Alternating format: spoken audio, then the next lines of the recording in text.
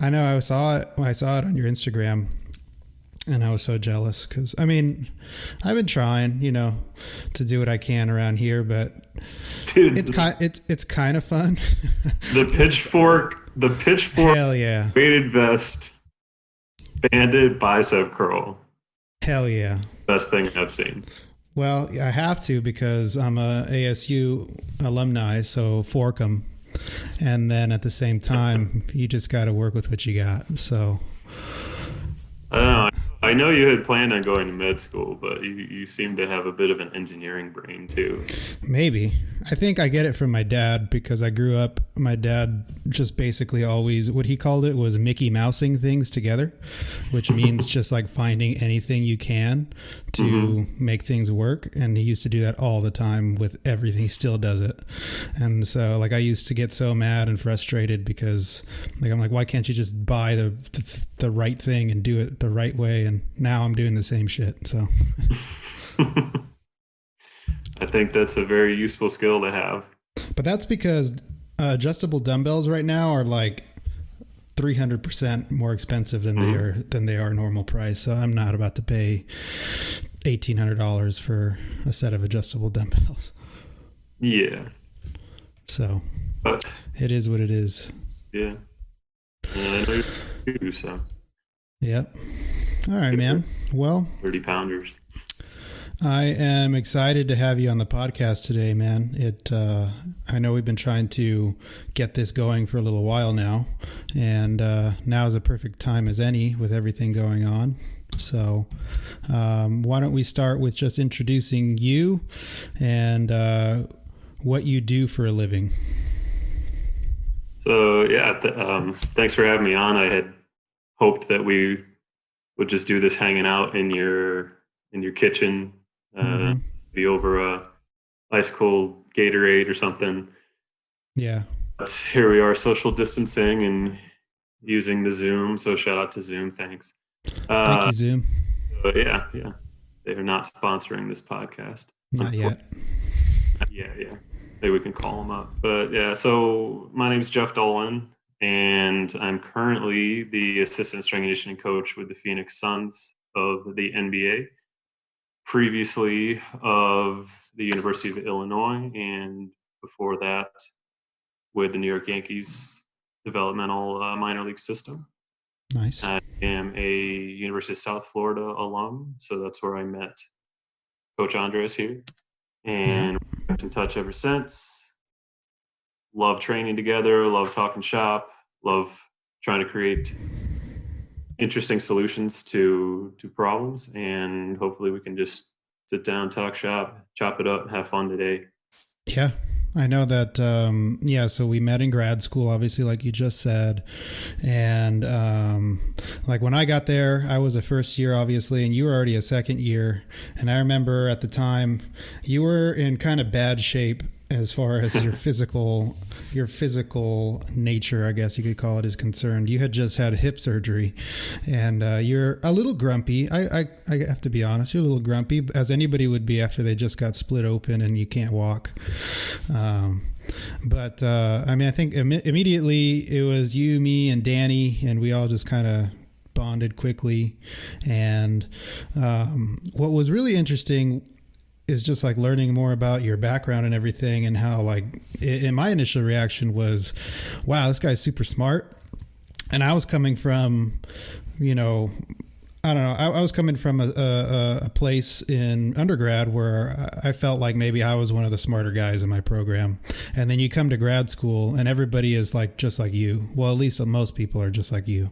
And so now it was like the first time that I was like, oh, these guys are really smart, and like I feel self-conscious about my own expertise, right? And but it was really cool. It's been really cool to see you go from where we were in grad school, working with the Yankees. I think you were already working with the Yankees then, right? You were an intern then? Yeah. Yeah. And then you got a job with the Yankees in the minor league system. You worked your way up there. Ended up going to Illinois, doing your thing there for a little while, and now you're with the Phoenix Suns. So it's been super cool to see that, because I just always feel like if people like you can stand to have me around, then maybe I know a thing or two about training here and there. But people as smart as you. Yeah, I think you do okay.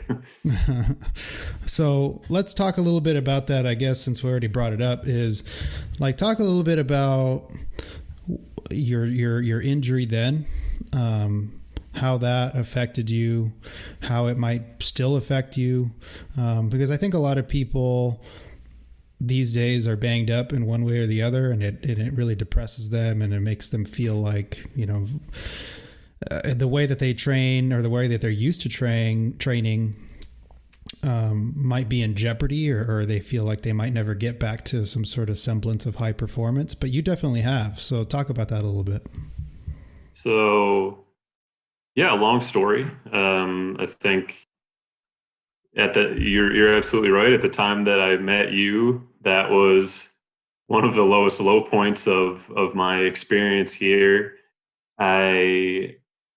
That would have been about probably 5 or 6 weeks removed from a hip surgery. So on my right hip, I had FAI, so femoral acetabular impingement syndrome, which is a condition that a lot of people have, particularly young athletic males. Not that I'm necessarily athletic, but I think something like 50 to 70% of NFL players have it if you just x-ray their hip. Not all of them are symptomatic. I think basically 100% of ice hockey players have it just because of the position their sport puts them in. So this is something that a lot of people deal with. Some people, like I said, deal with symptoms. Some people don't. I was one of the lucky ones who did.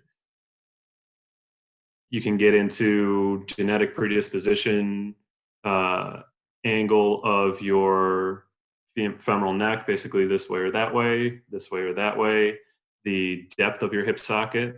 So people from basically like a Northern European ancestry tend to have deeper hip sockets called Scottish hip, which is basically what I have. I have a family history of hip problems. My grandfather had probably 3 hip replacements during his time, and he wasn't a big athletic participant or anything like that. So obviously I have some predisposition there. Mm-hmm. Counterpoint, from people from like Eastern European descent or from Asian descent tend to have very shallow hip sockets, which if you look at the best Olympic weightlifters in the world, they come from those areas of the world because their anatomy predisposes them to be able to hit incredible ranges of motion. Yeah, they can squat really deep. If you notice, like those Olympic weightlifters, super deep squats, and they can squat deep with a narrower stance, which is interesting because of that same thing, I'm assuming. As opposed to if I watch you squat or even myself squat, much wider stance, and I can only get so deep before I feel that pinch in the front of my hip, right? Run out of room. Yep. So anyhow, deep hip socket, family history, and then having basically spent my whole life training pretty hard, not necessarily in the most intelligently dosed training regime. I tend to train pretty hard without a whole lot of breaks. Yeah, same here. I ended up with hip pain. This started, I had it for a number of years before I kind of was able to admit, okay, this is an issue, and this is a condition that pronounces itself in some interesting ways. It doesn't necessarily yield joint pain in the hip. My hip itself never actually hurt. It got really bad to the point where I was like, okay, I need some sort of issue, this is an issue, I need to take care of it. What kinds of things was actually bothering you? Was your back? So it was my back. So I was preparing for a powerlifting meet. This was summer of 2014. Mm-hmm. And I was deadlifting heavy. I was a few weeks out, deadlifting pretty heavy. And on the same side, I just basically kind of wrenched my QL. So if I look back and I look at, okay, what was the possible mechanism for that? Basically, I was limited in hip flexion on that side. So if I was A, asymmetrical, and B, limited on my hip flexion on the right side, when I squatted down to get into a sumo deadlift position, I wasn't able to get to that range of motion with just my hip joint. So I had to Mm. flex the spine and rotate a little bit to get down to the bar. So when you get under heavy load and you're fatigued or probably just a matter of time, something's going to go wrong in that scenario. So I just chalked that up to being okay. It's, just a freak thing. And I took some time off, did a little bit of rehab, came back, and it just kind of kept happening. And actually, when I was interning with the Yankees, at the time we had several players that were dealing with FAI, some who had the surgery. Alex Rodriguez famously had this on both sides and had the procedure done bilaterally. So he being the most famous one. But we had some minor leaguers that I was working with that we had to modify their training programs because of what they had going on in their hip. And I was like, if you look at the symptoms for this FAI, it's kind of a floating thing. Like you'll feel tight either in your groin or in the outside of your hip or in your lower back. You can get it done. You can get some work done on it, but it just never quite goes away. It's always there. It moves around. Sometimes it's worse. Sometimes it's better. And I was like, you know what? Like that sounds exactly like what I. So yeah, I basically diagnosed myself and I marched myself over to USF Hospital Orthopedics and met with the doc there. I don't remember his name, but I think he's the Tampa Bay Bucks physician. And I got some pictures taken of my hips, and he came in and he said, yeah, you have FAI, you have FAI on both sides. It's a little worse on the right. Wow. With your age, I think I was 28 at the time, like you're kind of getting towards the end of that time window where it might benefit you to get the procedure done. And I was like, well, I am pursuing a career in strength and conditioning. I don't necessarily have to be someone squatting 1,000 pounds or anything like that, but I do need to, I feel it's very important for me to train and try to get myself better every single day. So I'm not going to be able to do that if I'm chronically injured. And obviously I have to be able to demonstrate exercises well and to not hurt myself doing that. So I knew it was going to be a somewhat extensive procedure. I went back home to my parents' house in Rochester, New York, and got a second opinion from an orthopedist up there, Dr. Brian Giordano, who actually he specializes in what he refers to as hip preservation surgery. So this type of, not necessarily hip replacements, joint replacements, but this type of, cleaning up hip joint, repairing labrums, or taking down cam lesions and pincher lesions. So I went up to him, same thing. I got my CT scan. He looked at it.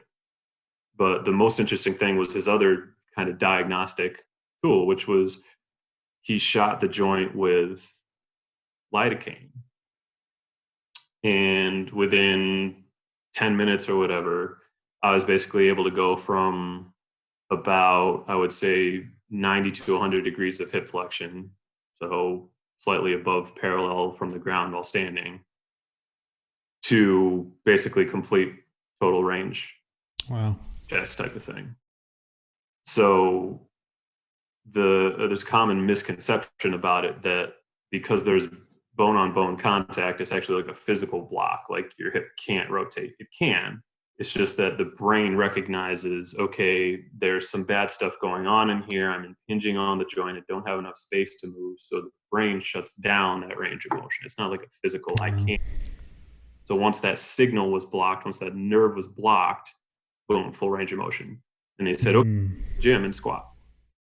So that's kind of similar maybe to a lot of people who have knee problems or any kind of, say, they hear the term bone on bone, and that automatically makes you think like, okay, physically there's just no room for that joint to move anymore. But actually it's a neurological thing where the brain recognizes that there's a problem, and it's basically giving you a detour or a workaround or stopping you from doing any more damage. Because if your brain were to keep letting you go into deep squat like that, it's going to just make the problem worse and doesn't want to do that.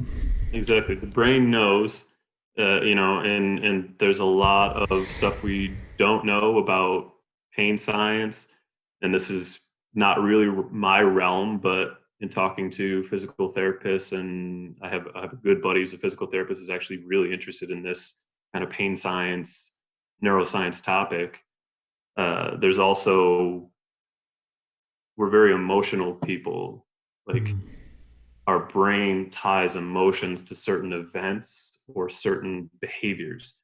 So there's a book called something about the brain keeps score or something like that. I hear it's terribly boring, but essentially part of a rehabilitative process is, yes, improving upon tissue quality while building strength around the joint and progressively overloading to increase strength, progressively increasing range of motion, that type of thing. But the other part of it is actually healing mentally. And the brain sometimes just doesn't forget that you had trauma to that area. So part of the rehabilitative process is bringing the brain back and showing your brain, hey, I don't have pain when I do this anymore. You just think I do, but I don't. So there's some really interesting, I've been doing this with rehabbing my knee right now, which I'm sure we'll talk about because I'm a mess, but things are heading in the right direction. So we'll talk about all of that.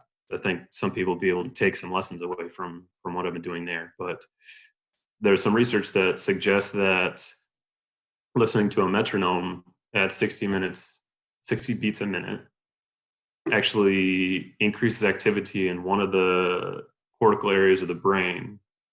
So it basically allows you to focus on that. And that rewires the brain or distracts the brain to basically allow you to go through a range of motion, which it may have previously inhibited, and send that message that, no, this is okay. So all my ISO holds and everything that I do for my knee rehab right now, I listen to a metronome at 60 beats a minute.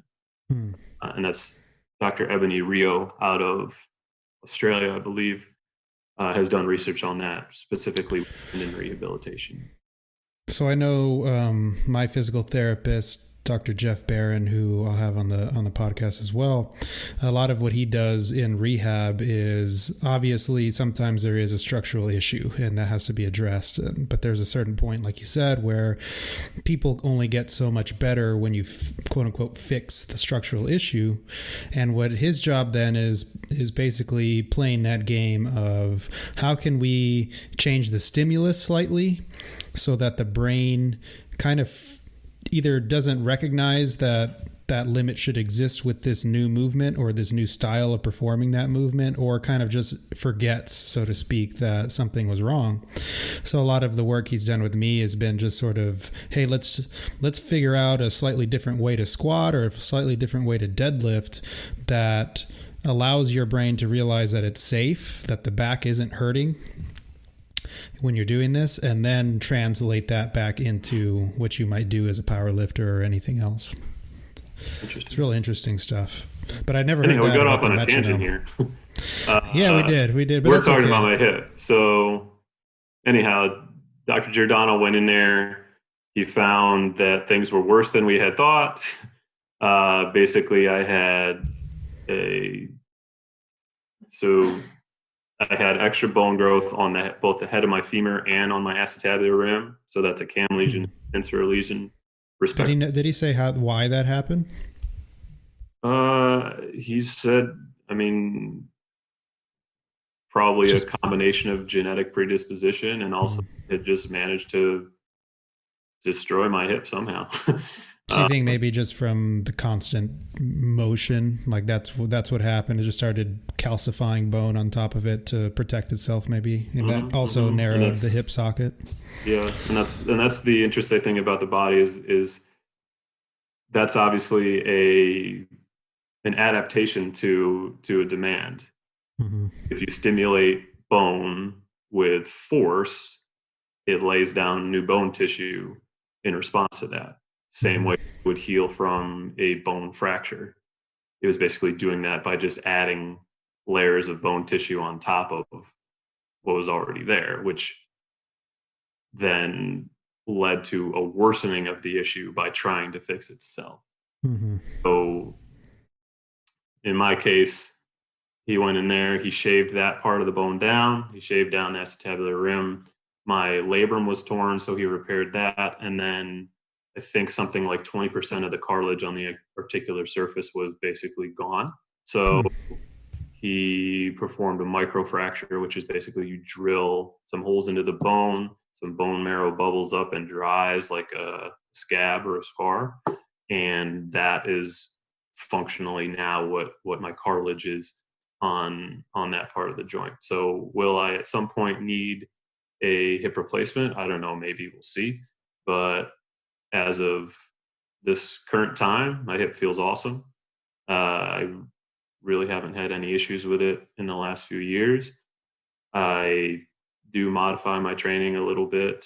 I don't squat heavy or wide anymore. I do a lot of stuff on a single leg and a lot of trap bar variations, which honestly, as I start progressing through my 30s here, and I'm still in my early 30s, but soon it'll be my mid 30s.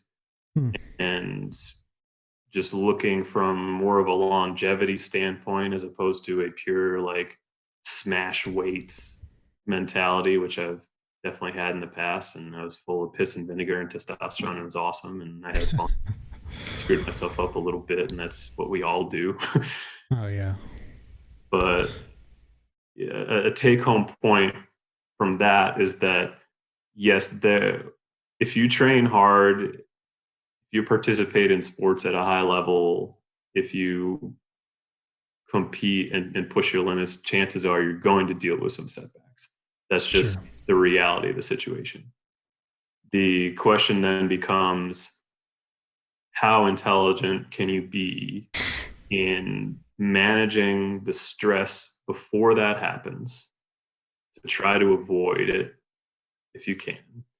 And how do you respond to setbacks in your training, and how creative and intelligent can you be in coming up with ways to modify what you're doing so that you can still get a training stimulus that you're looking to elicit without putting yourself in a deeper and deeper hole.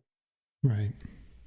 I think that's the tricky part. And I think that's the tricky part for people who don't, have a formal education, like yourself or myself, and because they don't have the knowledge base to pull from on how to do that kind of thing. And coaching, I guess, even having an online coach like me, or, an in-person coach, or being a sports performance coach like yourself, some people still don't trust that, maybe, or they don't seek that out before, and they don't seek it out until it's too late, maybe sometimes with kind of stuff like that. Because you're just talking about how, like, right now you don't do any heavy wide squatting anymore. That's something that you used to do. Now you're doing a lot of single leg stuff. Now, what made you do, what is it about single leg stuff that's more protective, say on the hip or on the injuries that you have personally, or even with your knee? Why is it that you're able to maybe get into a deeper squat with that single leg stuff than you would be otherwise bilaterally? I think that when you go onto a single leg, we all know the benefits of single leg training. Okay, so if you're talking about it for an athlete, team sport athlete, that type of thing. We know, okay, sports are played on one leg, so you have a specificity component to the movement. You have a stability component to the movement, because going from a bilateral stance to a split stance, you have basically decreased the width of your base of support. So you're training in the sagittal plane, but you're also utilizing your frontal and transverse plane musculature to stabilize yourself. So there's obviously a trade-off between intensity and power that you can put out and the stability component. So Right. for a bilateral athlete, you do have to do bilateral training. So a strength sport athlete, for example, Sure. you do your squats, bench, deadlift, etc. But I think there's a lot of benefits that come from injecting variability into your training program, particularly at certain times of the year when you might not want to be nailing that same pattern over and over and over again. I think that I can position my system better in a split stance. It's easier for me to position my head over my rib cage, over my pelvis, and I think that helps me in a split stance. Yeah.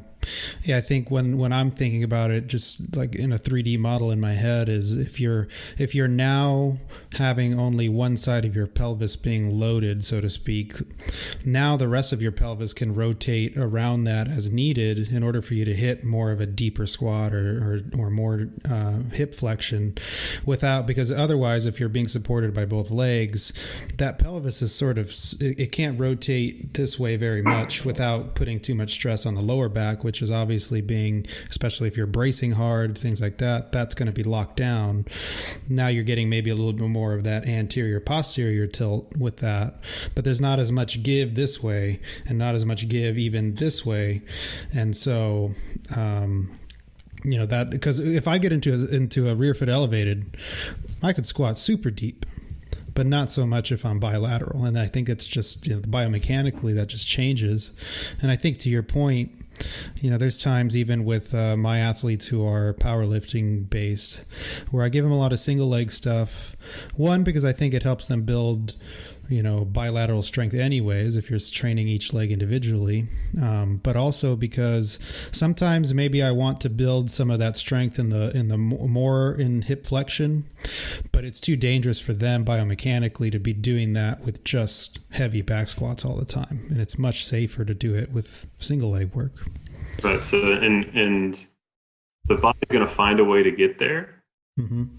But if you load it heavy bilaterally, you don't have as many degrees of freedom of the motion. So if you run out of room from your ankle joint and your hip joint, where's it going to go? You're going to get it from the spine.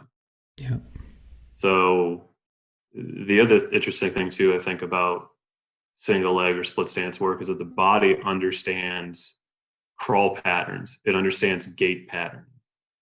So that is much more similar to a gait pattern being unilateral and reciprocal. Yeah. So interesting test to do. This is one of those parlor tricks. There's some truth behind this, some ways that you can circumvent it. But if you have, let's say you hold your arm out and have someone push down on it and test that strength, and then you do 5 bilateral squats and you have them redo that, you'll be surprised about how weak that you are in that movement. So I don't know if Chandra's there or something. I'll try it out. Yeah. Yeah, she's in the other room, but we'll try it out after the podcast. Yeah. So anyhow, but then if you do some marching steps like this, where you're basically just doing a crawl pattern, your strength will come back. Interesting. So spoiler alert. Why does that occur? Is there an explanation for that? The theory would be that bilateral patterns confuse the neurological system because it's not a gait pattern. So if you do a march or any sort of cross crawl pattern, or probably even walk or run a little bit, skip, that type of thing, you will kind of restore the neurons firing the right way. Interesting. I think So that there is a place certainly for heavy bilateral work. I do it with my athletes that I work with. Do you tend to find that to that point though, if single leg patterning and gait patterning is maybe more natural for us as humans, I tend to find that people really suck at first when they're doing single leg or single arm stuff. Mm-hmm. Is that just because of the fact that we've gotten so far away from doing that, with our modern life, or do you think there's something else going on there? So I think especially you're going to find that in barbell athletes. Mm-hmm. So Dan Fichter tells a great story about Louis Simmons. So Louis Simmons lives in a bilateral world and has for 65 years or whatever. So Louis went to go visit Dan Fichter, who I've actually never met, but I've met his buddy Chris Corfist, and I've learned a lot from him. So Louis goes to Dan's gym and he says, "Hey, I'm going to teach everybody how to sled drag." So obviously, aside big on using sled drags in multiple directions for their GPP stuff, loaded up heavy, kind of grind it out for an extended period of time and get in shape and build the hamstrings and glutes and all that. So Louis loads it up and starts dragging it, and Dan takes a video of him and he says, "Louis, I think you should look at what you're doing. You're doing this wrong." "I'm not doing it wrong. I'm just pulling the sled." So Louis was actually walking same side arm and leg.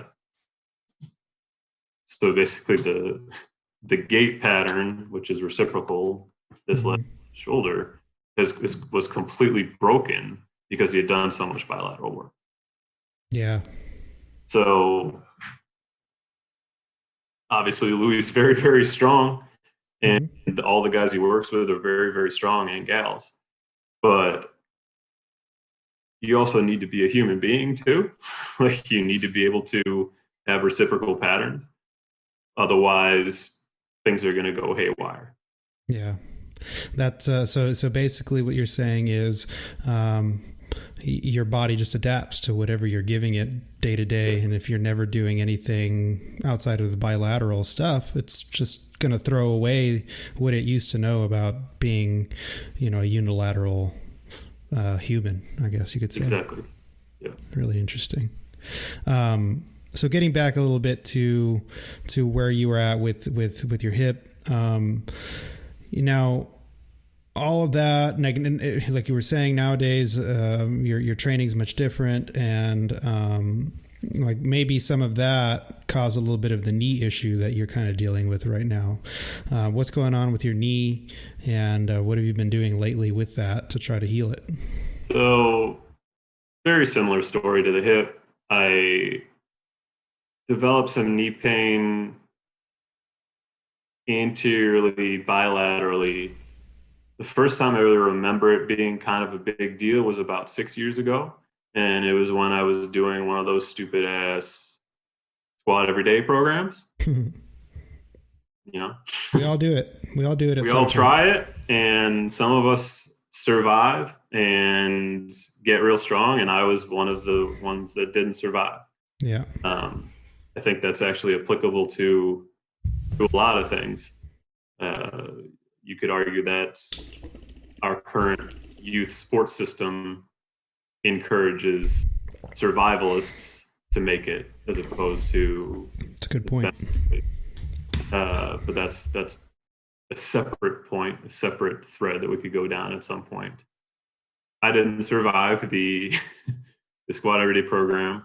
And I looked at some videos from around that time period, and I was wearing like a wrap on my right knee. So I guess maybe that knee was bothering me more.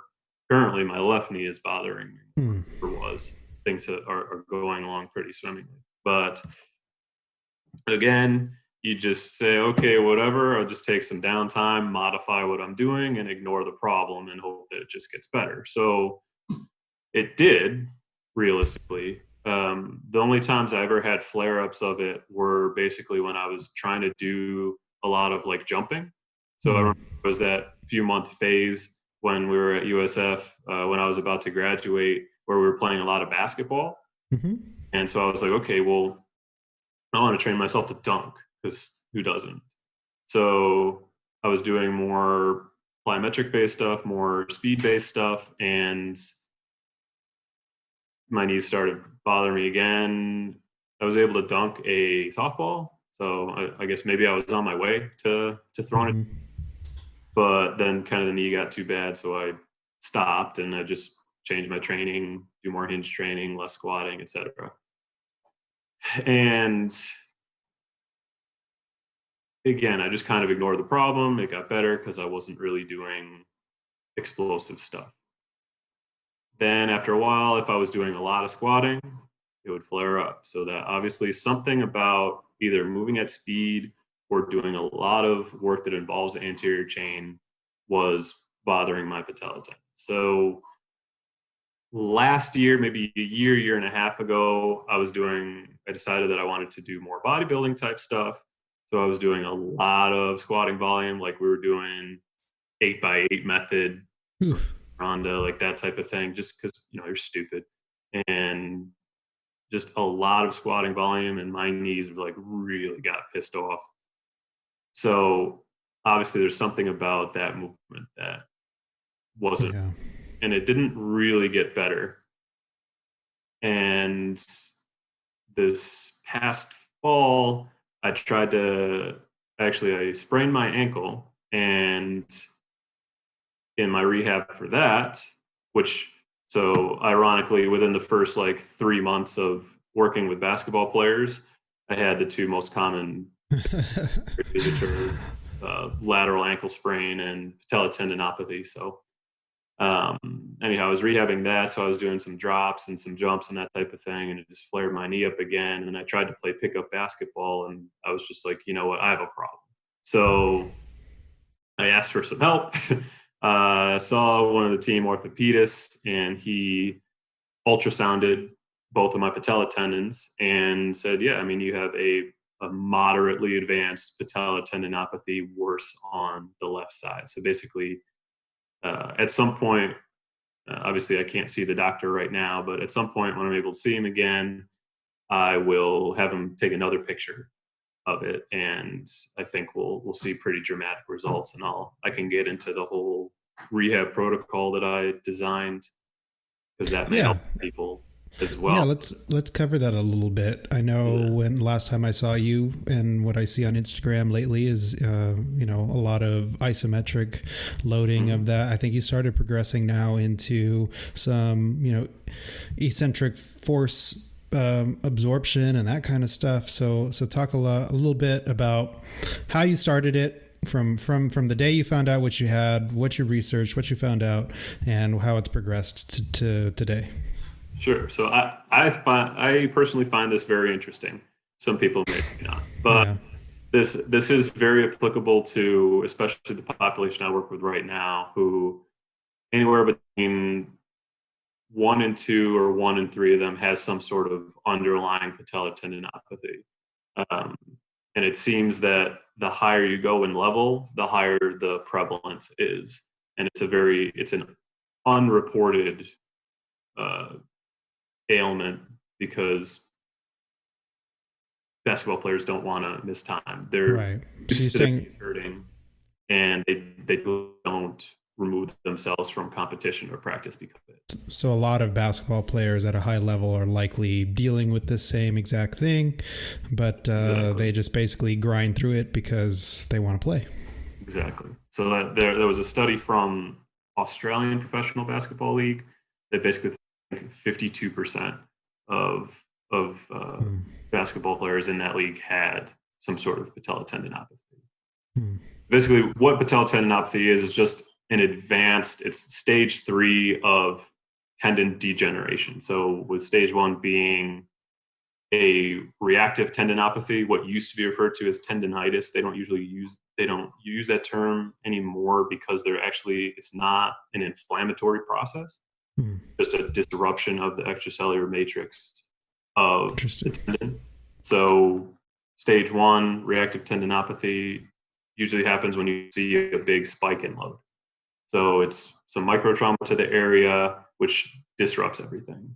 And then that can advance to the point of stage 3, which is chronic patella tendinopathy, or any tendinopathy. You can get it in any tendon, Achilles, etc.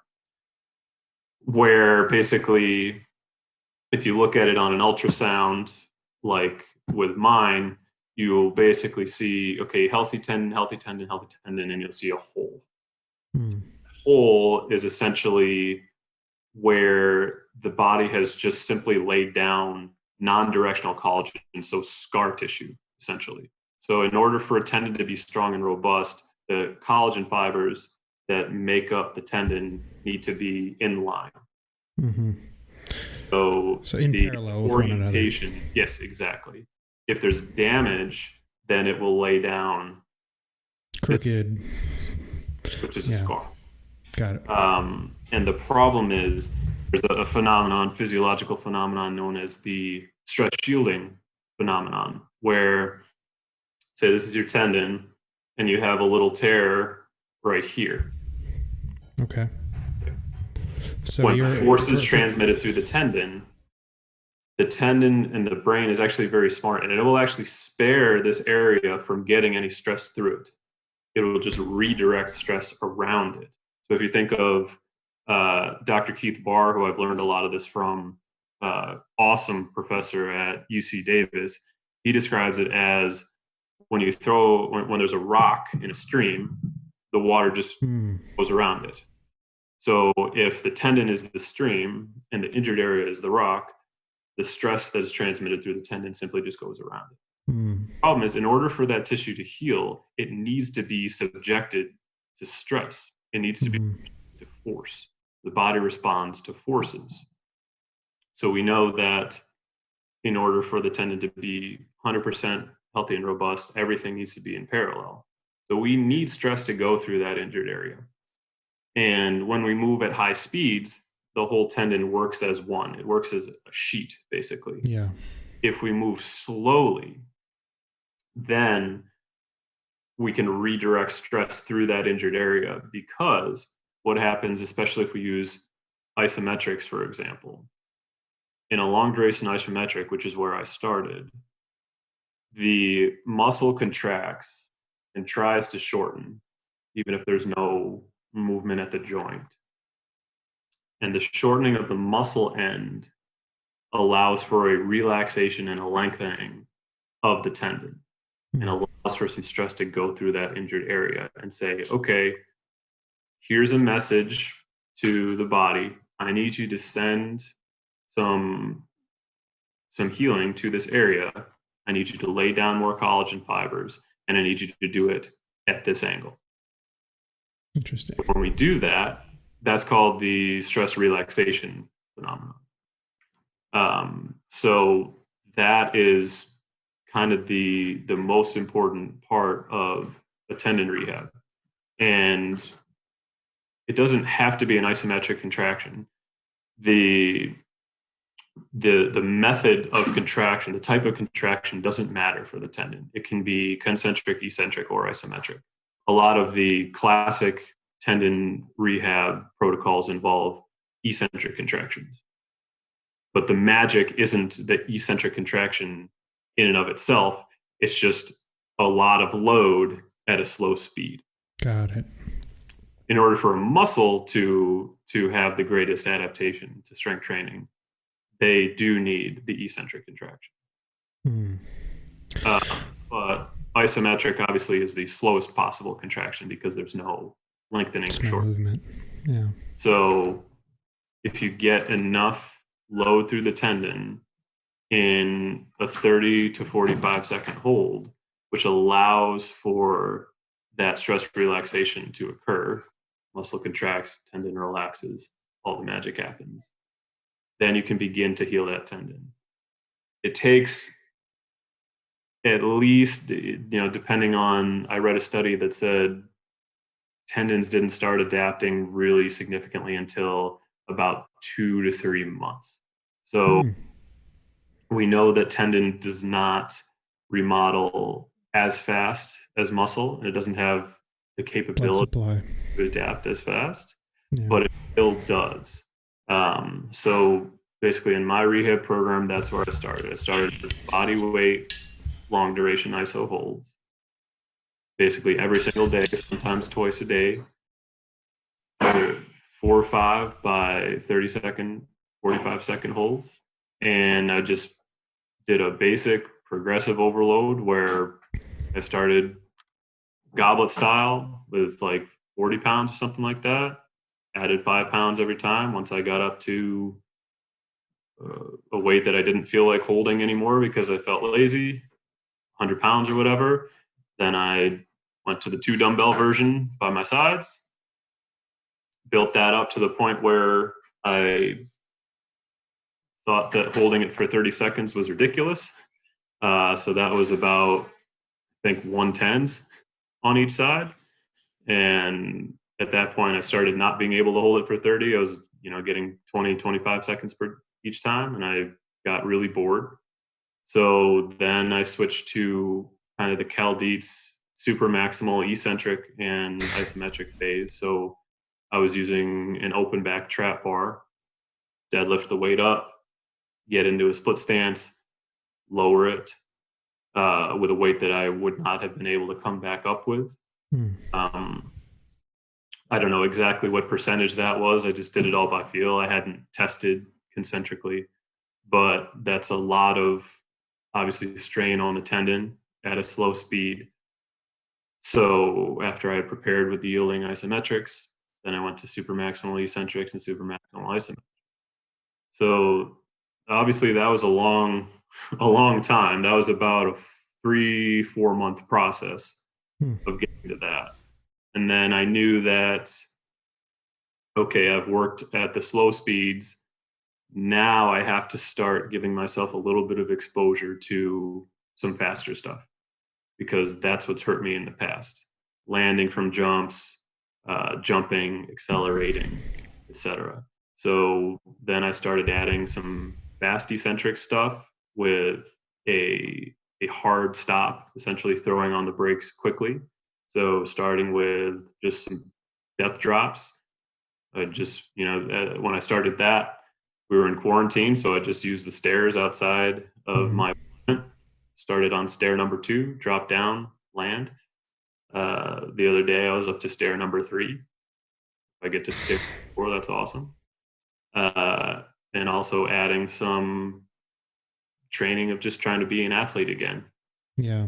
Acceleration, do some deceleration, do some moving in different planes, and basically challenging my system to be able to throw on the brakes and not hurt myself. So that's where we're at right now. Throughout this time, because I think one thing that it's going to be hard for people to wrap their head around how long that takes, because most people are really impatient, myself included, because everybody wants to feel like, okay, I did this, 2 sessions in a row and my knee should be feeling better.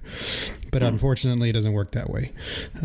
Also, I think that one thing I run into with people when I'm working with them, and maybe we're trying to work around an injury and slowly provoke those tissues to heal over time, is for you, did you ever have a session where like the next day you were in some pain or anything like that? Because sometimes I feel that people don't realize that maybe the pain is still going to come or kind of be intense because you are provoking those tissues to do something. So what was that like for you? So if you look at the kind of more applied tendinopathy rehab protocols that you can find in journals and whatnot, basically they say, okay, use pain as your guide.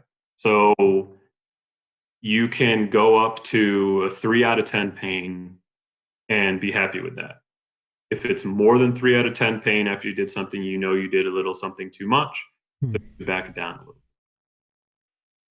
The other interesting thing about the long duration iso holds, which I know they're very boring, for sure.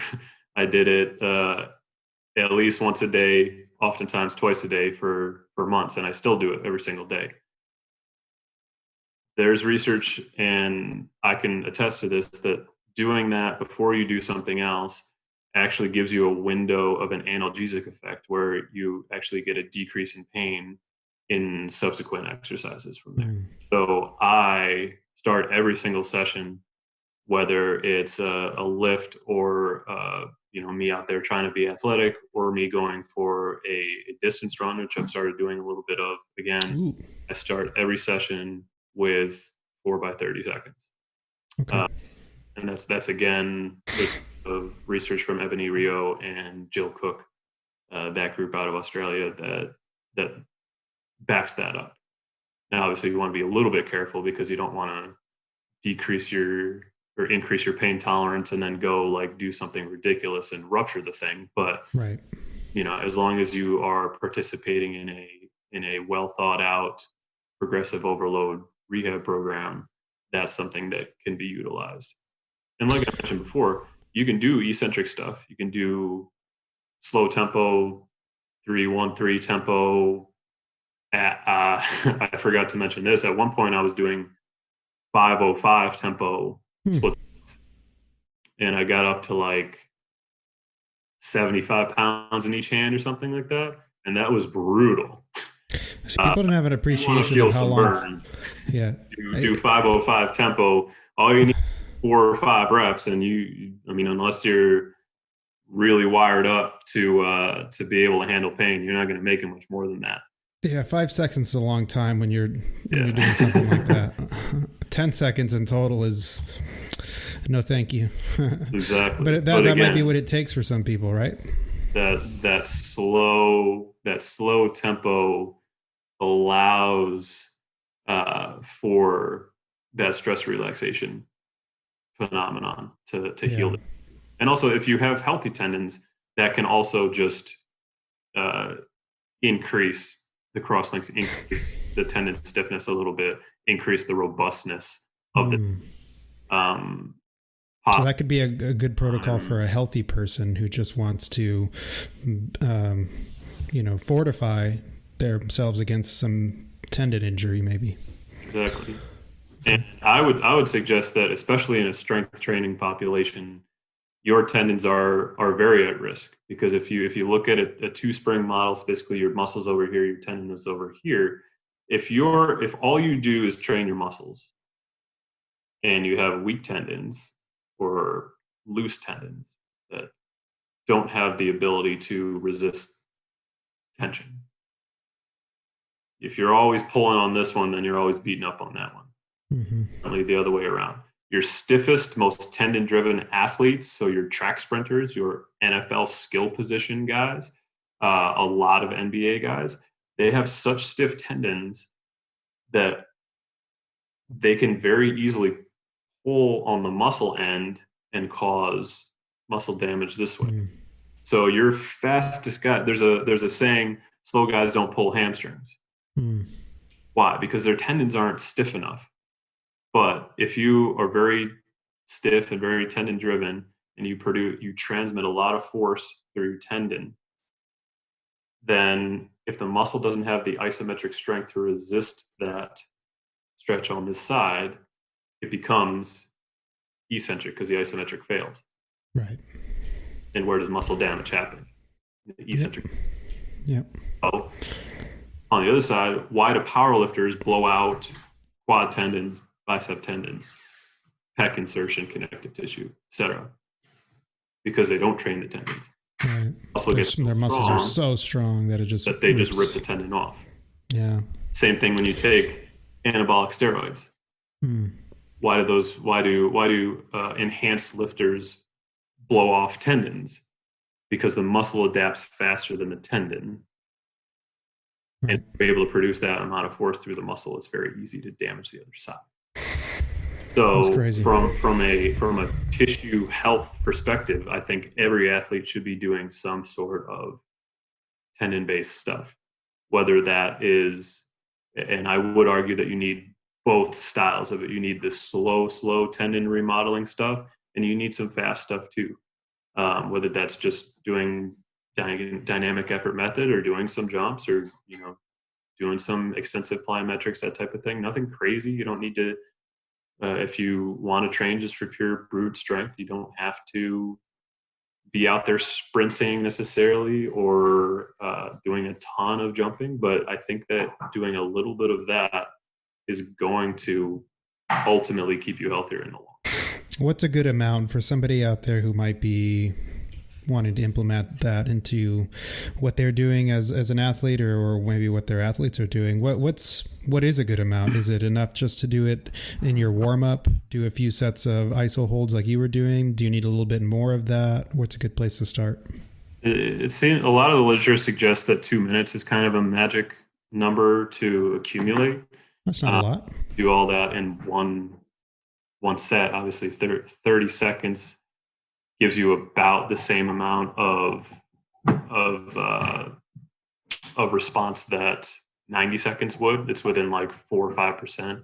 So 30 seconds is kind of a magic number. And then in terms of some extensive or maybe intensive plyometrics, I mean, doing a couple sets of box jumps, not a bad idea. Doing some speed squats, that's going to get some tendon adaptation. Right.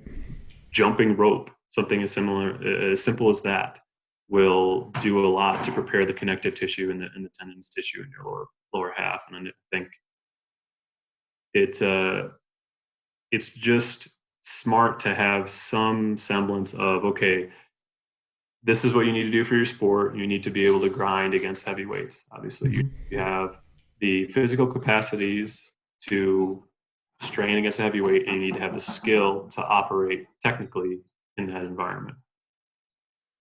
You need to have big muscles and strong muscles, obviously, but sprinkle in a little bit of what you don't get from just doing your sport. And on the flip side, if you have a team sport athlete, a sprinter, a basketball player, in the case of my athletes that I work with right now, they spend a lot of time moving incredibly fast, accelerating violently and aggressively, and with a huge plyometric load. So probably what's the best approach for me in the weight room? Probably give them what the sport doesn't give them. Give them the opposite of that. Give them very slow movement. Yeah. Keep them healthier, keep them strong and robust. That's a good point. And I think that that's something that I think when you're a young bro like myself, or like you might have been in the past, you don't get a lot of that, man. I mean, I did a lot of stupid shit with my training early on, and all I wanted to do was lift as heavy as I can. And to some degree, I'm paying the price now, just as you're paying the price. And it takes that hindsight. And I think also it's just like nobody wants to be that guy who goes into the gym and spends even just 2 minutes doing that weird crap where you're doing iso holds in the back corner of the gym, right? Because everybody thinks that guy's weird. But if I think, it makes sense to me, and maybe I'm wrong, but it makes sense to me that even as a pure strength athlete, if you can find a way to make your tendons more robust, or say, I guess you would say more stiff a little bit, that allows you to actually have more strength, because you can rely a little bit more on that tendon strength when needed and not have a blowout, so to speak. Exactly. And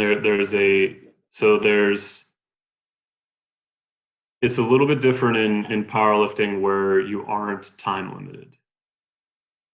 In every single other sport, your time at which you can produce force is limited. So you have your rate of force development and then your rate of force transmission. So your rate of force development is how quickly can you develop force within the contractile element, so within the muscle.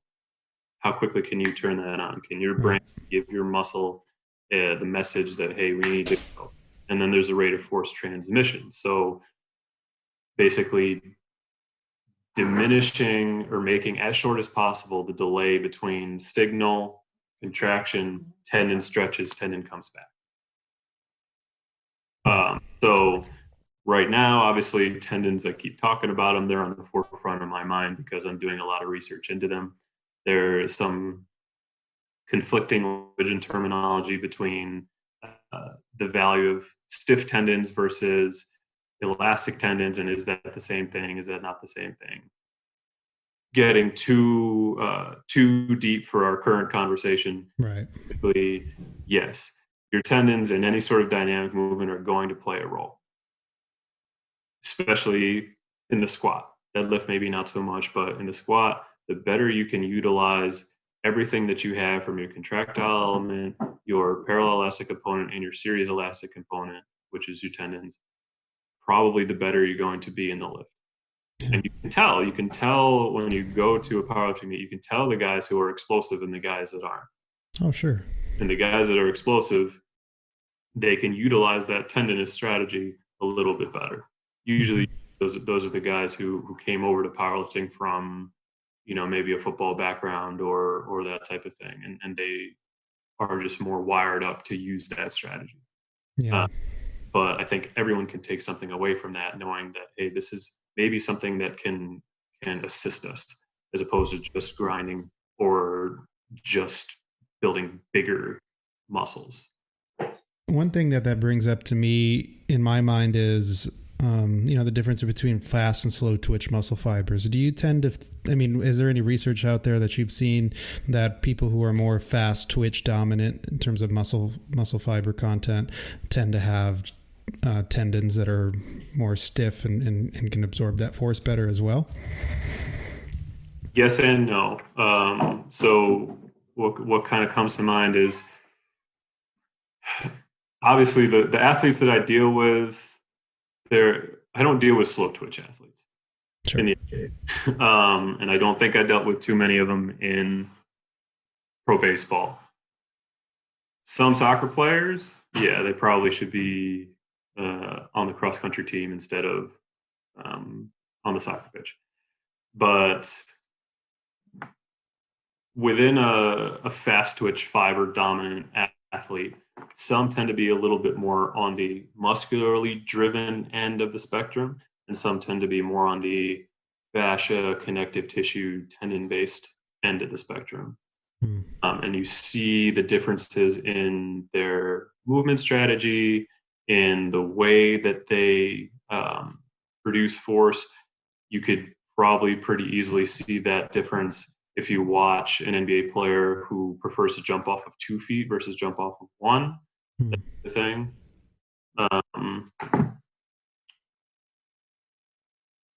What comes to mind is, I know that we've discussed the Christian Thibodeau neurotyping system, which is basically utilizing a personality assessment to basically kind of predict or group your corresponding neurophysiological traits. Right. And uses the Cloninger temperament and character inventory as its kind of model. And according to him, it's not a perfect system, but it's very interesting to see correlations between certain things. And basically within his type 1, which is on the TCI, it would be a novelty seeker, so a dopamine seeker, essentially.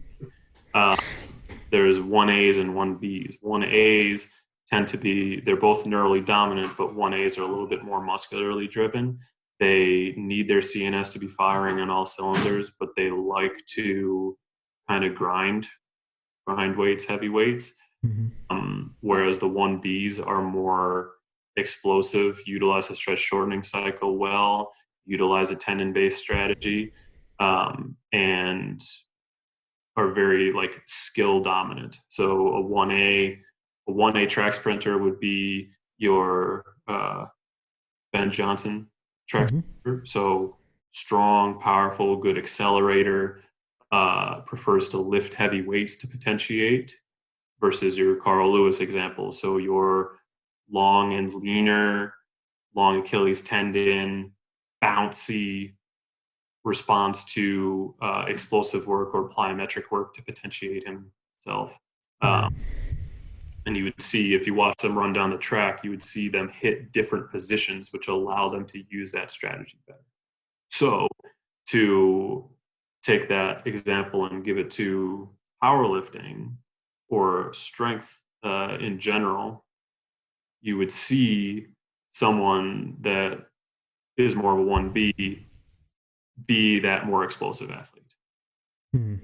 Would probably excel, maybe not as much in powerlifting type sport, but would be a very good Olympic weightlifter. Right. Would be a very good, since they're good at picking up motor skills, they'd be a very good CrossFit athlete. A lot of fighters be 1B because they're very good at picking up motor skills, that type of thing. So I think that applies in this context. And my big thing with my athletes is just looking into how do I get the most individualization out of this training program? What's their strategy? How did they figure it out? And how do I best go about giving them what they might not necessarily have, but not too much of that where that's going to interfere with their strength? And that's always a great question. How much do you work someone's strength? How much do you work their weakness? There's a time and place for each. So obviously, if someone is a powerlifter that you're coaching, they just finished a meet, they're going to go through an off season. Obviously, as they get closer to competition, they're going to need to hone their strength and their skill of grinding against heavy weights. But maybe in the early phase, we give them what they don't have. Maybe we give them some bouncy stuff. Maybe we give them some single leg stuff like we were talking about earlier. Right. Challenge them in different ways, restore some of the capacities of the body that it maybe has forgotten a little bit or have eroded. And then, as you get towards competition, you get more and more specific with things. I think that's something that I think without knowing it, you kind of recognized even a long time ago. If I look back at when we were training together at USF in the lab, you were writing some training programs for me at the time, and you had me doing a lot of that kind of, plyometric type of stuff, and I think some of that was just your recognition of who I am as an athlete, as a quote unquote athlete or a lifter. I never want to call myself an athlete really, but it just fits this context. But that is me. I'm more of that. If I were to say choose between a 1A or a 1B, I'm on that 1A spectrum where my body prefers to do things slowly and with muscular force as opposed to relying on quick, fast movements. I really suck at that. That's another conversation because I think you're type 2. But well, I'm just saying if I was if my only options were 1A, muscularly driven, yes. Sure. But I think, and I always kind of marveled at people, you always hear those stories, like, especially like wrestlers, right? Where you think like they don't look necessarily like the biggest, strongest guy, but they have this weird strength, this ability to produce so much force so quickly that it like overwhelms you. One of my friends in growing up in high school was that kind of guy.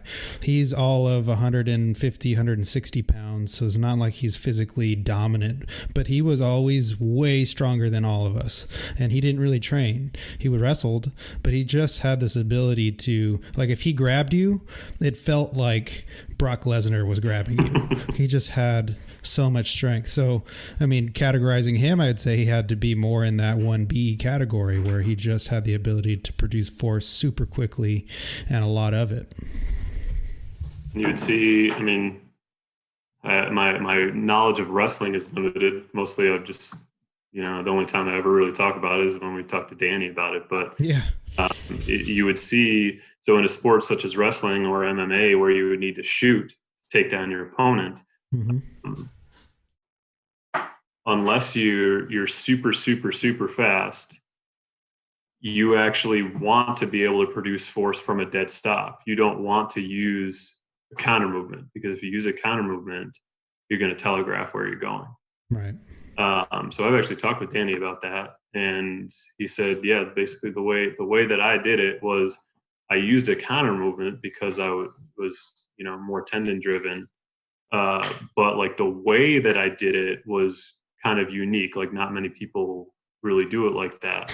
And that kind of goes to another point too, is like I was talking about before, if we work your weakness, what's the risk that we detract from your strength?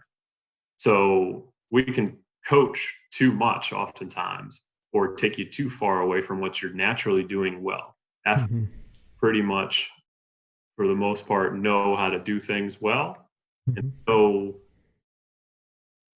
movement and sport is simply just problem solving on the go in terms of solving the task.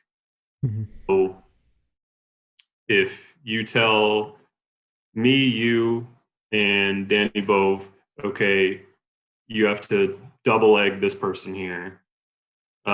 Since we're all different physiologically, we might all use slightly different strategies to accomplish that. Right. That's the body's way of self-organizing to figure out how to accomplish that task. So again, people squat differently, people deadlift differently.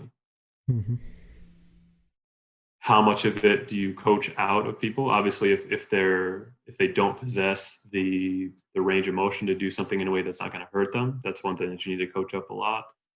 Maybe powerlifting isn't the best example in this case, but what I'm getting at is overcoaching is certainly possible. Right. And we as coaches have to be careful about how we communicate the need to change certain movements, which may actually be detracting from someone's strength. So like in your case, I mean, I think anytime you learn something new, you get excited about it and you kind of start applying that more and more to people that you work with. But I think what you're kind of saying is, like in your case, if you were to start doing a bunch of tendon work with a lot of your 1B guys, it's almost like you're just pouring water into a pool because they have so much of it already. Maybe at times they need a little bit of something different. And there's definitely a time and the place for that training, but perhaps you don't have to go gung-ho about it all the time. Yes and no. Okay. Say that they probably don't need a whole lot of extra explosive tendon-based work. They probably don't need a lot of extra plyometrics. Right. Plyometrics, which probably increase tendon stiffness. Right. Well, because they're stiff. That's what I meant. Yeah. I would give them the opposite, because the opposite is what's going to allow them to stay to buffer that stress that they get. They're going to respond to playing the game of basketball. It's easy to forget that playing the sport itself has a huge training stimulus component. You get stiffer, you get faster, you get in better cardiovascular shape by playing basketball. So, like I said before, in order to help buffer that stress, we probably need to give them the opposite. So we've gotten into, wait, I think we've covered like 3 topics, because anytime I talk to you, it's like into a rabbit hole, which is great. So I wanted to talk a little bit about, a little bit more about where you come from and like your training philosophy and stuff. Listening to you, and hopefully people are still listening to this point, and hopefully I have enough listeners at this point to make it worth it for them to be listening. Might have to go part 1, part 2 here. Maybe, but I wanted to talk, listening to you talk, it's clear that you have a very, very good understanding of strength and conditioning, physiology, even anatomy, everything that is necessary for a strength coach. And so one might assume, hey, this guy's been doing this for all his life. But even on the strength and condition, or on the strength training side of things, that hasn't always been like your favorite hobby.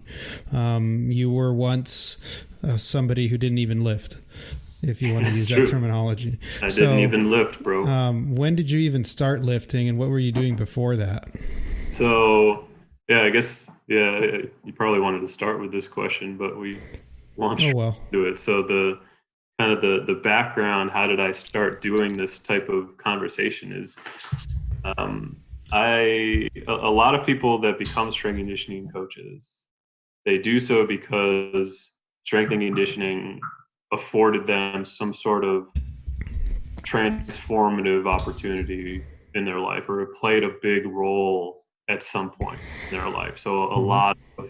a lot of current strength coaches, they're one of a couple stories. Either I played football growing up or played sport X growing up, and I wasn't very good, but then I started lifting and I basically improved my physical capacities, and that helped me succeed more. So I want to help other people do the same because it will help other people just like it helped me. And then there's the, like my dad bought me a weight set when I was 12, and I lifted all throughout high school, and I either power lifted or bodybuild, whatever, that type of thing. Mm-hmm. So that's your typical story. I'm not that. I didn't touch a weight really truly until I was like 24-ish years old, 24, 25. Wow. So I came up in the endurance training and racing world. I ran cross country and track in high school. I had a great experience doing it. I really liked it. I was average to a little bit above average in my ability to perform and compete. My high school cross country coach, Jim Brunswick, was a huge influence on me. Sometimes when I coach, I don't know why. He's from New York, I think, but whenever he would encourage me, he'd be like, "Come on, Jeffrey." He would like use like a southern accent almost. So Yeah. for some reason, when I coached, I developed like a southern accent, even though I'm Yeah. from New York. So anyway, I had a great experience with that. I tried to run D3 cross country. I was not successful there. I was injured the whole time. So then I took up bike racing and triathlon. Mm-hmm. And I was actually fairly successful with the triathlon deal. I was very competitive, I would say, on a regional level and like somewhat competitive on a national level. And I enjoyed it. And when I graduated from university, I decided that I wanted to become a professional triathlete. And Mm-hmm. where did most of them train? Most of them trained in Colorado. So I moved myself to Colorado all on my own. Or, well, my dad helped me move out there, but I was there on my own, didn't have any friends, didn't know anyone there. Um, I took a job at a gym, just doing front end stuff, folding towels, doing membership stuff, smiling at people, saying hello, giving tours, that type of thing. Mm-hmm. And I trained for triathlon like 20, 30 hours a week. Wow. And now when I say I wanted to be a pro triathlete, like I there's like pro triathletes who like make money, and then there's people who like race as pro triathletes. So I wanted to be the guy who finishes last in the pro division of triathlon. Like Okay. I wasn't ever going to make any money, but I thought it would be cool to be able to do that. Right. So luckily for me, I was able to meet a guy who is one of my biggest mentors, biggest influences. When I was out there, we hit it off, and he said, "Look, I know that you want to be successful in this sport." And he was coaching people at the time. He was a former pro triathlete. He had won an Ironman, won one of the regional Ironmans, had finished 11th at the World Championships. He'd also been to the Olympics for cycling, that type of thing. Like, I know you want to be successful, and I want to help you. I want to mentor you. He's like, I know you can't pay me any money because you don't have any money. So he was coaching a gal at the time who was ranked very highly, I think top 10 in the world, and they were having trouble finding a good training partner for her. Mm-hmm. And he was like, look, I think you might be perfect because you're a faster swimmer than she is. Like, you're pretty comparable on the bike, and she's a little bit faster runner than you. So also, you're a male, she's female. You're amateur, she's professional. There's going to be no rivalry there. You two can be honest with each other about how you're feeling. And I think this will work well. So basically, in exchange for being her sparring partner and her training partner, he mentored me in terms of how to write a training program. And he's like, I'm not going to write anything for you. I'm going to give you resources to look into. Like, you're going to read this, and that, and you're going to write your own stuff, and I will give you feedback on it. Hmm. So, you know, realistically, at the end of the day, what he did was he gave me exercise physiology books. Yeah. He taught me about energy systems, you know, explained aerobic and anaerobic, how to train for certain things, how to elicit certain adaptations based off of training. And when I went to college the first time, I'll tell you about college number 2 and all that. I didn't know, like, this is exactly what I should have been doing, studying exercise science, but I honestly didn't know it was a thing. I had no idea that you could go to college and study it. So, you know, swing and a miss, but, you know, whatever, it all ended. Yeah. So after a year in Colorado, things didn't work out quite, you know, they didn't work out great. It just wasn't feasible for me to stay there anymore. I did have some success racing. And I think if I had been there for another year and was able to train like that, like, I might have been able to qualify to race professionally. But, you know, regardless, I ended up going home back to New York, and I decided, hey, like, I want to go back to school and actually study this, because I want to learn about this. I want to understand this really well, and I want to coach people. So you had already gotten a degree previously. I'd gotten a degree in history. So the original plan was to be a high school history teacher. Yeah. Much different path you're on now. Sort of, but it's teaching at the end of the day. Right. Yeah. Just a different teaching field. is teaching. It's just a different subject. Yeah. Okay. So you go back to school to study exercise science then the second time around. Yes. So I go back there, and at that time, like, it was a big life change. Obviously, I had gone all in. I had moved to Colorado. I had sacrificed a lot, moved away from my friends, family, survived on a very low income, trained my ass off, mostly by myself. And when I moved away from there, I eventually realized that I just needed a clean break. I needed to just put all that in the past and truly move on. And around that time, when I was kind of looking for my next thing to get into, because when I get into things, I obsess over them. There was a group of guys who I met through my classes who were all either doing bodybuilding or powerlifting. And I had done most of my triathlon training alone. And I was almost like anti-training with people, because, like, I had my big thing that I needed to do, and I didn't want to compete with people during training because I needed to hit this specific thing, whatever. Right. And this group of guys, they didn't care that I was a skinny, you know, endurance athlete. They didn't care that they were a lot stronger than me or whatever. They're just like, hey, just come train with us, hang out, like, we'll have fun. Yeah. And we did. It was awesome. And I was like, I really enjoyed that camaraderie and that community feel that I hadn't had in a little while with the endurance training. I mean, yeah, granted, that's mostly my fault for just training alone, but, you know, you get what I'm saying. So sure. I started lifting, and I saw some results really quick because I was getting the newbie gains and whatnot. And I felt good about that. I was having fun. And I started spending some time with the strength coach at school.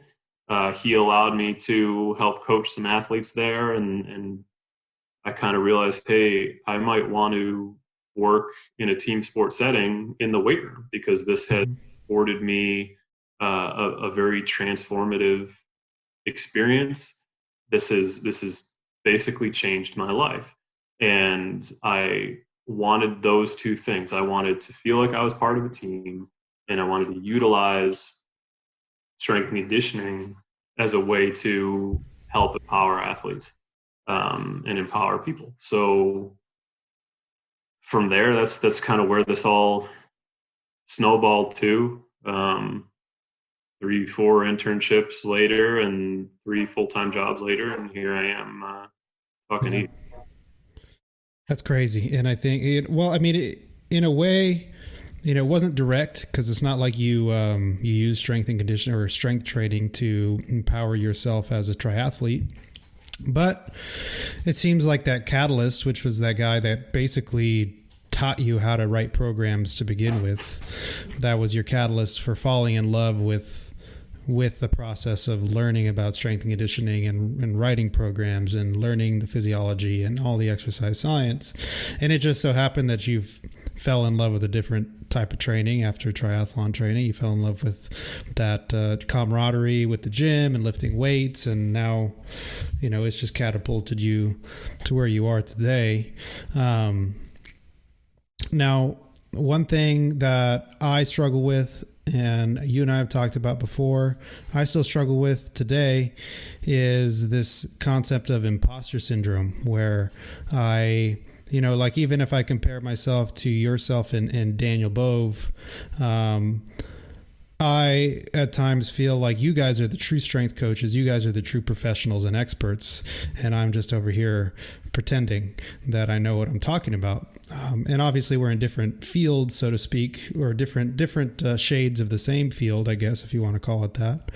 But you've talked to me in the past about how that's affected you. Coming from somebody you got your first degree in history and you showed up, in your second degree as one of the older guys and, ended up getting a degree there, going to get your grad school at USF. And I think even at that time, just feeling like you had to prove to yourself that you belonged. Do you still get that, having worked in the MLB, having worked in the NCAA, having worked in the NBA? Obviously, there's no arguing with your credentials and your expertise, but how have you overcome that, or do you still struggle with that today?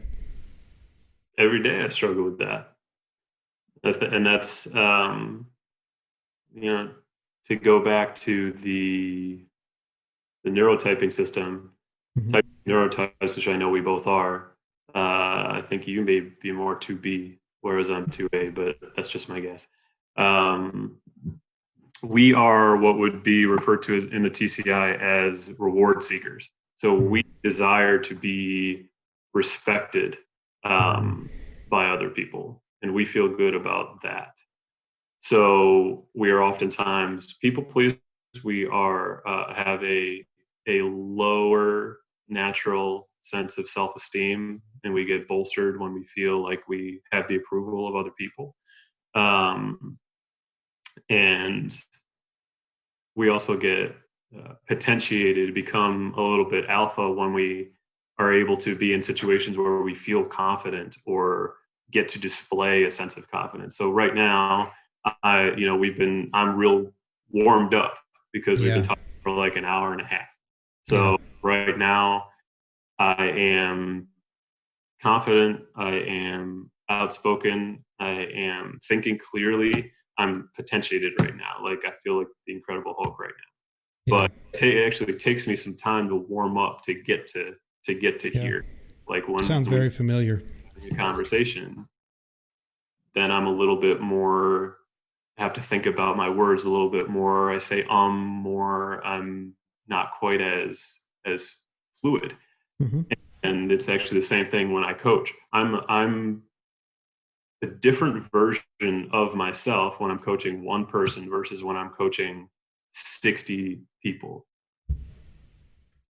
Like when I am in front of a group of 35, like I both my teams at the college level were 30 or 35. I'm a completely different person than with a small group. Mm-hmm. So the neurotyping system, not that it's perfect or anything like that. And I don't know Christian Thibodeau. He doesn't pay me to say this. I just think the system's really cool in the way that it can help you draw conclusions between how you feel and how you act, and how that might just be a function of how you're naturally wired up to be. So people like us, we're going to look at what other people do and be a little bit more aware of what we don't know. So Right. a classic, like, what is it? The Dunning Kruger. Yeah. where if you're brand new, you think you're really competent. And then Hmm. if you're like really experienced, you think you're really competent. But if you're like In the middle, you suck. is You it a just you suck. or is it just is it linear? It's Forget. kind of like it goes up really sharply in the beginning, and then it kind of comes back down, and then comes back up slowly again as you get more expertise. But in that middle part, you feel like a piece of trash all the time. Right. So that, I mean, essentially that's where we are, and that may be where we'll stay. Yep. But utilizing it as a positive, essentially, I'm aware of how good I'm not, and that's okay. That's not necessarily to put myself down. That's just more to motivate myself to get better. Because if you ever lose the sense of humility, where you think you've got everything figured out, well, then the game's over, because you're no longer improving. Right. And your job is to get better every day so that you can help your athletes get better every day. And if you ever stop, then you're doing them a disservice.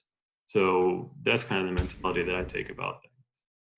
It's like I've been hearing this YouTube ad over and over again from Neil deGrasse Tyson, where he says that the trick isn't knowing, like the trick isn't in being smart enough to like know what you're talking about. It's in knowing enough about the subject to know that you're wrong, or to know how much you don't know. And that's like the scary part of it, right? When you get to a point where you know enough to hold your conversation and feel a little bit confident what you're talking about, but you're also like crushed under the immense weight of how much you don't know and how much other people know more than you. And that's hard to overcome. And I think a lot of what you're saying was, I didn't know that you were going to be giving me a psychological session here to tell me exactly who I am. But it's true. And I'll even relate it to what I do here with creating content or filming videos. I sometimes have to cut the same exact video 3 times because the first one sucks. I'm really scattered with my words. I'm nervous. The second one's a little better, and then by the third time doing it is when I'm in a flow. And it takes me a while. And I think a lot of that, what's going through my head is a lot of, am I saying the right thing? Are these people even going to think that I know what I'm talking about, or are they going to think that I'm an idiot? And those things are always going through my head. And I envy the people, I guess, who can get up there and just have this confidence to say what they're going to say and not care. But that's just not me. Yeah, I mean, there's the pluses and minuses to perfectionism. Yeah. And that's for sure. You have to maximize the positives and try to minimize the negative parts of it. Yeah. And I think having the same conversation with Danny, I think a lot of the same things he suffers from as well, the same exact things. I think anybody at a high level. I read something once about those who are perpetually curious consistently think that they're dumb. Yeah. Because they're always learning new things. Right. You're like, oh, okay, well, I didn't know this before, and there must be a lot of other people out there that do know this, but I don't. So I'm in the minority here, and everyone's ahead of me, which probably is not the case. Yeah. I mean, I've been trying to, since we're in quarantine here, I've been more diligent about just posting my training session videos for myself. Right. And there's always that thought of like, who really cares what I'm doing? I'm trying to do sprint drills, and I'm probably one of the slowest people in town. But every once in a while you get messages, like someone sent me a video of like a kid doing these exercises, and that if it helps one, then it's worth doing. And I kind of need to suck it up and get over myself a little bit and realize that there is good that can come out of just simply sharing what I'm doing. Yeah, definitely. And I think going back to what you're saying, so that neurotyping that Christian Thibodeau, that you got all this from, as far as categorizing people into 4 different types. I know some of that comes also from like Chinese, like fire, water, all the elements. There's 4 elements that typing into. So that's, you can get it from both sides. And another way I've seen it being interpreted is from Eric Braverman. He came out with a book called The Edge Effect. And it's basically all 3 are one and the same. They just three different ways to interpret the same thing. But yep. So for those who are interested in maybe learning a little bit more about that, you can check out those 3 resources, and just pick the one that maybe resonates more with you. But and so last couple points we'll hit on here is with respect to what we're just talking about, going into a world. I talked about this earlier, where the first time I was kind of confronted with feeling more self-conscious about my own expertise was when I went to grad school and I met guys like you and Danny.